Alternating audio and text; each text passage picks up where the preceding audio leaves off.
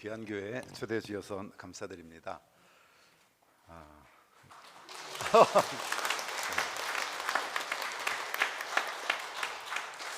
이렇게 박수 쳐주시는 교회는 처음인 것 같은데요.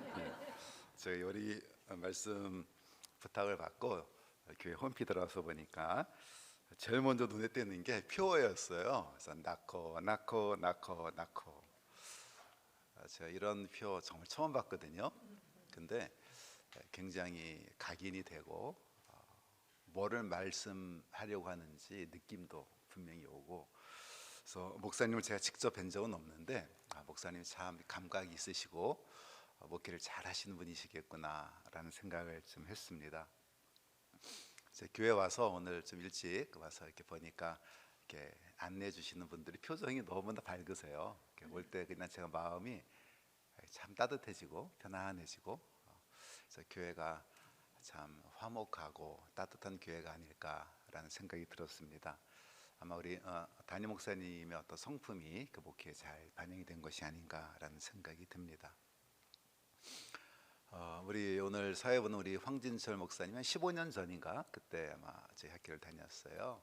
그때 학교 어려울 때인데 많이 기도하면서 우리 의롭게 신학교를 세우는 일에 아주 크게 고생을 많이 했던 우리 목사님이세요.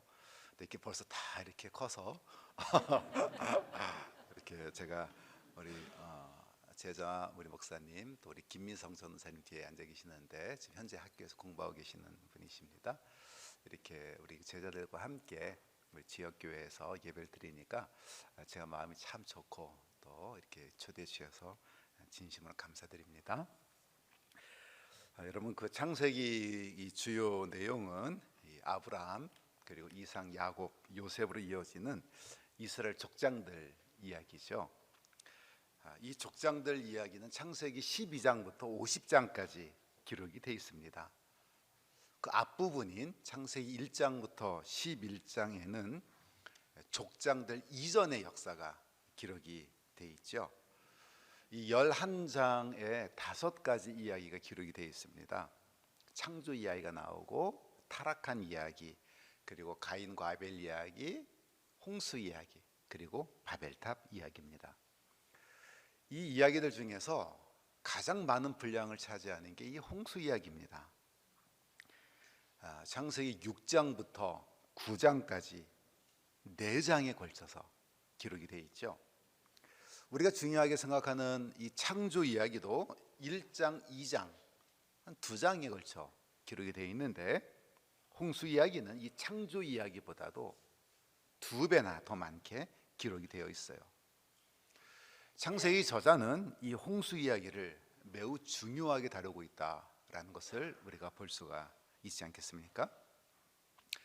그렇다면 홍수 이야기의 핵심이 뭘까요? 홍수는 심판 사건입니다.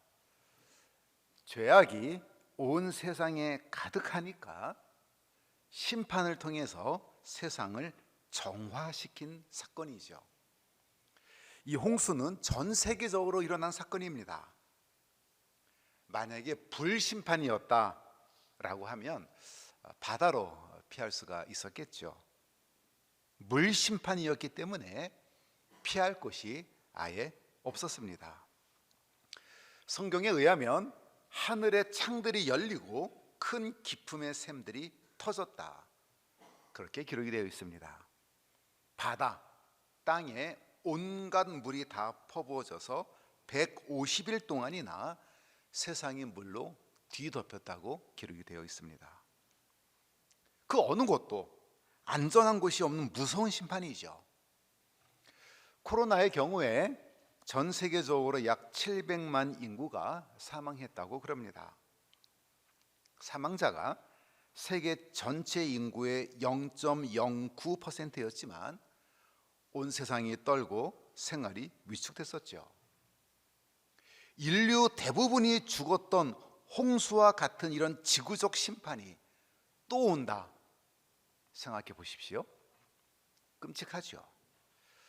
따라서 두 번째 하나님의 심판이 찾아오기 전에 우리는 본문의 근거에서 냉철히 생각을 해봐야 됩니다. 하나님은 왜 심판하셔야 했을까? 어떻게 하면 심판으로부터 벗어날 수 있을까? 이 질문에 대해서 오늘 본문에 등장하는 두 인물을 통해서 한번 답변을 해보려고 그럽니다. 이 두 인물이 누굴까요? 오늘 제목에 나와 있는 네피림과 노아입니다. 무시무시한 심판으로부터 벗어나기 위한 답은 간단합니다. 네피림이 세상에 가득하지 못하도록 노아와 같은 사람들이 이 세상에 충만해지면 됩니다. 자, 그렇다면 네피림이 뭐고 노아와 같은 사람은 어떤 사람일까? 우선 이 네피림은 성경에서 거인으로 묘사가 되어 있습니다. 민수기에 의하면 이 네피림의 후손이 아낙 자손들입니다. 가나안을 탐지하러 갔던 이들이 이 아낙 자손들을 보고 간담이 서늘한 상태로 돌아와서 보고를 합니다. 저들은 우리하고 다른 존재들입니다. 저 거인들의 눈에 우리는 메뚜기들처럼 보일 겁니다. 성경에 이 네피림은 악한 존재들로 묘사가 되어 있습니다. 우리보다 키가 크고 거인이어서 그런 것이 아닙니다. 네피림이라고 하는 이 단어 때문에 그렇습니다. 네피림이라고 하는 이 히브리어는 본래 떨어진 자들, 타락한 자들이라는 뜻을 갖고 있는 단어입니다. 이들이 왜 네피림이라고 하는 이름이 붙었을까? 오늘 본문에 의하면 이들은 하나님의 아들들과 사람의 딸들 사이에서 태어난 자식들입니다. 하나님의 아들들은 그에 걸맞는 품격 있는 삶이 있습니다. 하지만 이들이 이러한 삶을 저버리고 사람의 감각적인 아름다움에 빠져 사람의 딸들을 탁치는 대로 아내로 삼아서 낳은 자식들입니다. 하나님의 아들들과 사람의 딸들의 야합의 결과로 뭐가 태어났습니까? 천상의 존재가 태어났습니까? 사람의 자녀가 태어났습니까? 아닙니다. 괴물이 태어났습니다. 하나님의 아들들도 아니고 사람의 딸도 아닙니다. 제3의 존재 괴물 네피림이 출현을 했습니다. 이 네피림이 출현한 세상을 생각해 보십시오. 이 네피림의 출현으로 창조 질서가 파괴되기를 시작합니다. 예전에는 900세 가까이 인간들이 살았지만 하나님은 이제 여호와의 영이 120세가 될 때까지만 인간과 함께 할 것이다, 이렇게 선언을 하십니다. 신적인 것과 인간적인 것의 야합의 결과로 태어난 이 네피림은 세상을 휘젓고 다녔을 겁니다. 용사요, 장수들이요, 거인들이었죠. 하나님의 창조 질서가 이 괴물들 네피림의 폭력과 힘에 의해서 재편되기를 시작했을 겁니다. 네피림의 고개 숙이고 네피림 편이 되어서 함께 타락하는 사람들이 점점 많아진 것이죠. 어떤 세상이 됐겠습니까? 당시 상황을 오늘 본문은 이렇게 말하고 있죠. 여호와께서 사람의 죄악이 세상의 가득함과 그의 마음으로 생각하는 모든 계획이 항상 악할 뿐이었다. 세상이 엉망이 된 겁니다. 세상이 죄악으로 관영했다, 꽉 들어섰다는 뜻입니다. 사람들의 생각과 계획이 항상 악했다는 겁니다. 성도 여러분, 내 곁에 있는 사람들이 나를 해칠 못된 생각으로 나를 노려보고 겨냥하고 있다고 생각해 보십시오. 끔찍하지 않습니까? 하나님은 이런 세상을 그대로 두지 않으신 거죠. 악이 세상 가운데 계속 증식 확대되고 있었습니다. 이에 하나님께서 세상에 개입하신 것이죠. 개입하셔서 세상을 본래대로 되돌리신 것, 이것이 바로 홍수 심판입니다. 여러분, 이것은 마치 우리가 컴퓨터를 새로 리셋하는 것과 비슷합니다. 우리가 컴퓨터를 새로 구입을 하면 사용할 때 처음에는 아무런 문제가 없지요. 하지만 시간이 지나면서 컴퓨터가 제 기능을 못할 때가 있습니다. 악성 코드, 바이러스가 침투하죠. 속도가 느려지고 중요한 파일들을 공격하고 마비시킵니다. 이때 우리 어떻게 하죠? 밀어버리고 다시 컴퓨터를 깔아야 됩니다. 컴퓨터가 제 기능을 할 수 있도록 하기 위한 할 수 없는 선택이죠. 만일 컴퓨터에 바이러스가 들어오지 않았으면 굳이 컴퓨터를 리셋할 필요는 없죠. 만일 네피림과 같은 괴물들, 하나님의 창조 세계에 본래 없었던 이 괴물이 세상에 출몰하지 않았다면 사람들의 마음이 그토록 악해지지는 않았을 겁니다. 따라서 홍수와 같은 심판도 없었겠죠. 이런 점에서 홍수 심판은 오늘날도 여전히 유효한 말씀이 됩니다. 네피림은 노아 시대만 있었던 것이 아니기 때문에 그렇습니다. 오늘날도 이 괴물이 출현할 수가 있습니다. 이 괴물이 출현한다면 인류는 다시 하나님의 심판에 직면할 수도 있는 것이죠. 이 지점에서 다시 생각을 해봐야 됩니다. 네피림은 본래 세상에 없던 존재였습니다. 그런데 어떻게 만들어졌습니까? 하나님의 아들들이 타락한 결과로 탄생한 겁니다. 하나님의 아들들이 자신의 위치와 명분을 지키지 않고 감각적 아름다움을 쫓아간 욕심의 결과물 드립니다. 이 네피림은 오늘날에도 탄생할 수가 있습니다. 하나님의 아들들은 하나님의 자녀답게 살아야 될 마땅한 삶의 방식이 있습니다. 이 삶의 방식을 지키지 않고 사람의 딸들의 아름다움을 보고 타락하면, 목회자가 타락하고 성도가 타락하면, 그리스도인이 세상의 악과 결합하면 네피림과 같은 괴물들이 출현할 수가 있습니다. 이것은 하나님의 교회도 결코 예외가 아닙니다. 하나님의 교회가 교회로서의 자리를 지키지 않고 타락하면, 돈, 세습, 명예를 사랑하면 네피림과 같은 괴물 교회들이 출몰할 수가 있습니다. 이 네피림은 세상 한복판에서도 만들어집니다. 하나님께서 파송하신 이 세상에서 우리 그리스도인들이 정체성을 지키지 않고 악인들의 꾀를 따라서 살면 네피림과 같은 괴물들이 만들어지게 됩니다. 이 네피림은 사악한 제도로 만들어지기도 합니다. 때로는 반생명의 기술로 나타날 수도 있습니다.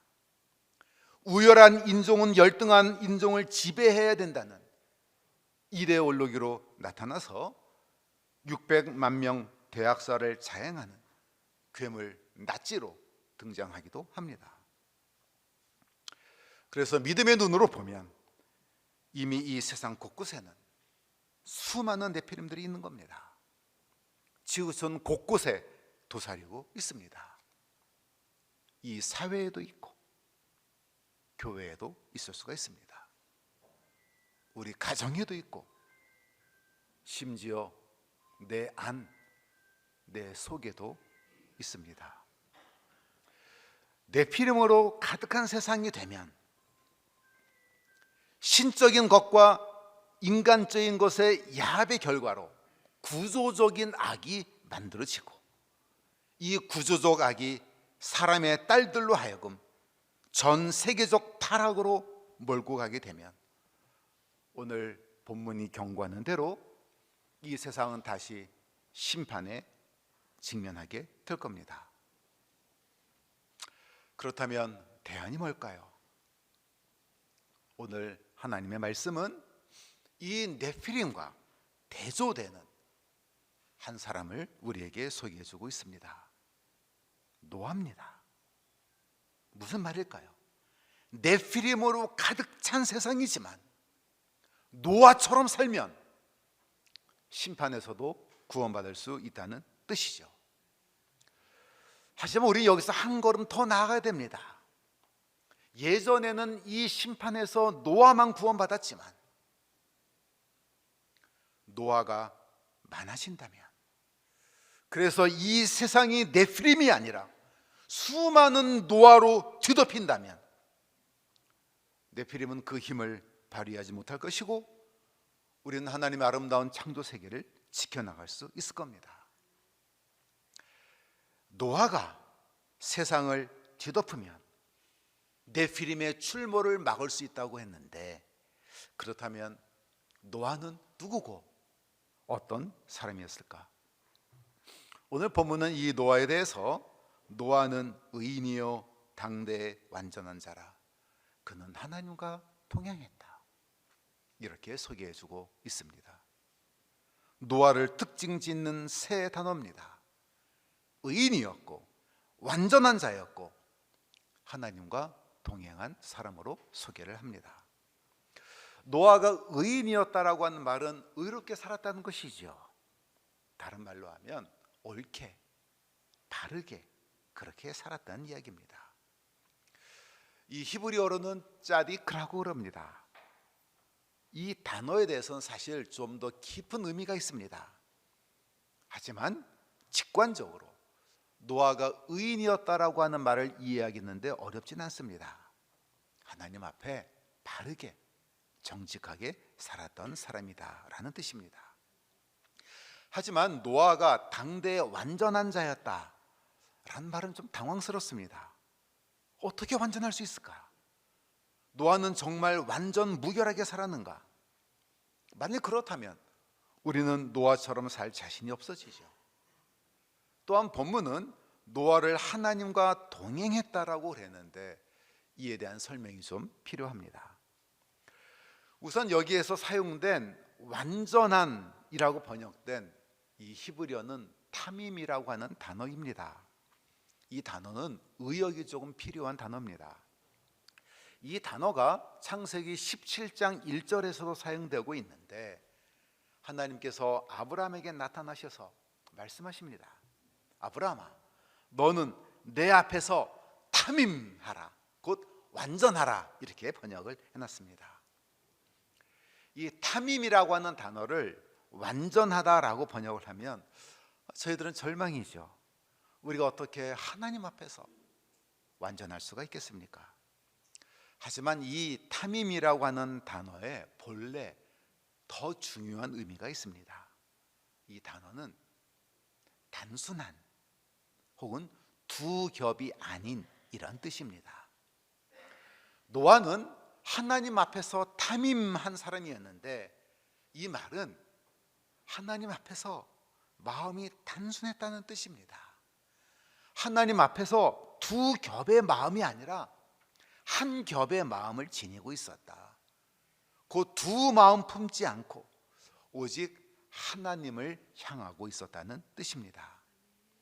머릿속에 여러 복선을 깔고 하나님을 믿는 것이 아니라 하나님이 하라고 하면 그대로 하고 하지 말라고 하시면 하지 않는 그런 삶을 살았다, 이런 뜻입니다.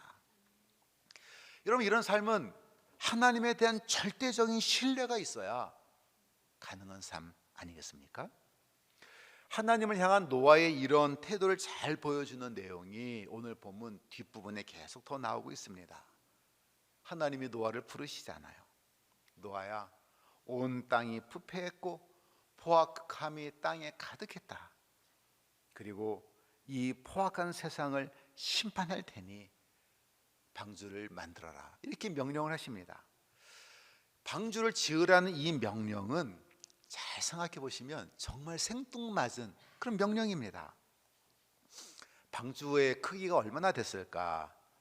30 규빗으로 되어 있는데요, 이걸 미터로 환산을 하면 한 150m 정도 그리고 25m, 그리고 높이는 15m 정도 되는 크기입니다. 여러분 테니스 코트 아시지 않습니까? 테니스 코트 한 12개 정도를 묶어 놓고 15m 정도의 높이로, 이것이 방주의 크기로 보시면 됩니다. 매우 큰 규모죠. 고페르 나무로만 재배하라고 그랬습니다. 또 역청, 이게 재료를 쓰라고 그랬습니다. 그 큰 배를 지으려면 고페르를 심어서 나무를 재배하는데 시간이 많이 걸리지 않겠습니까? 역청 등을 다 구하러 다녀야 되지 않겠습니까? 이 정도 크기의 사이즈의 배를 만들려면 아마 기술이 대단해야 될 겁니다. 그 익혀야 되잖아요. 완성하기까지 시간이 정말 많이 걸렸을 겁니다. 비로 심판할 테니까 지으라 라는 명령이잖아요. 그런데 노아 이전에는 비로 심판할 사례가 하나라도 있었으면 감이라도 잡고 또 열심히라도 지었을 텐데 예전에 비로 심판한 사례가 없었잖아요. 주변 사람들은 물론 자녀들 협조도 안 하고 뒤에서 얼마나 비웃었겠어요?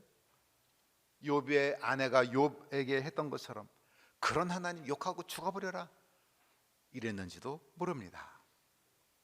하지만 노아는 어떻게 했습니까? 노아가 그와 같이 하되 하나님이 자기에게 명하신 그대로 다 준행하였더라. 따져보고 순종한 게 아닙니다.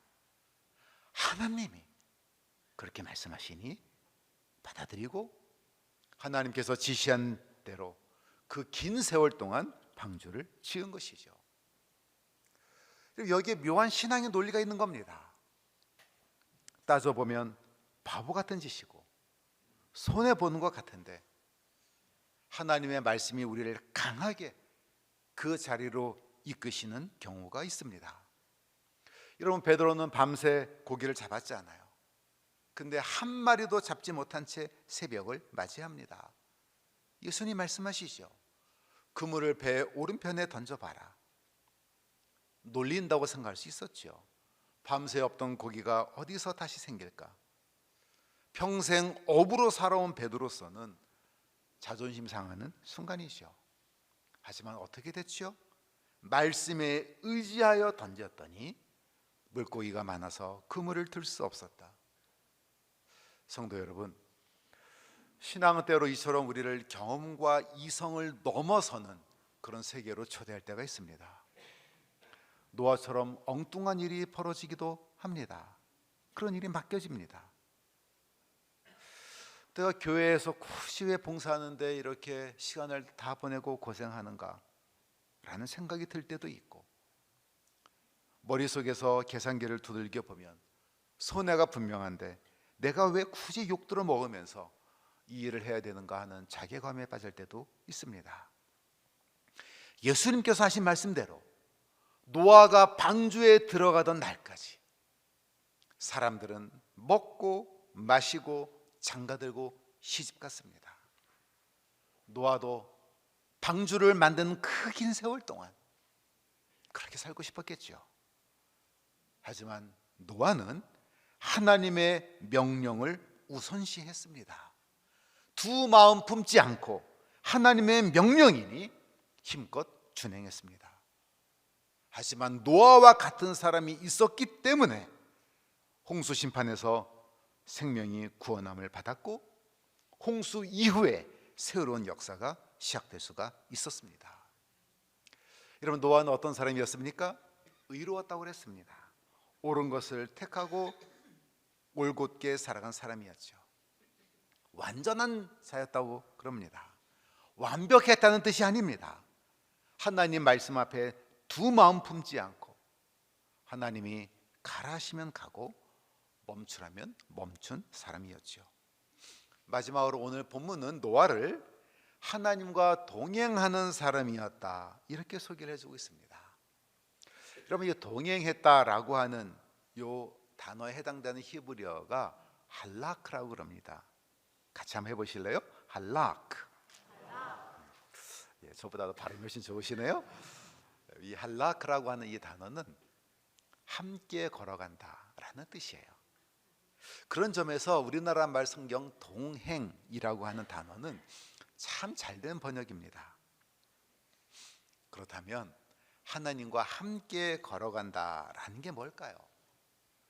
하나님과 노아 둘이 동행하는 것, 함께 걸어가는 모습을 잘 생각해 보십시오.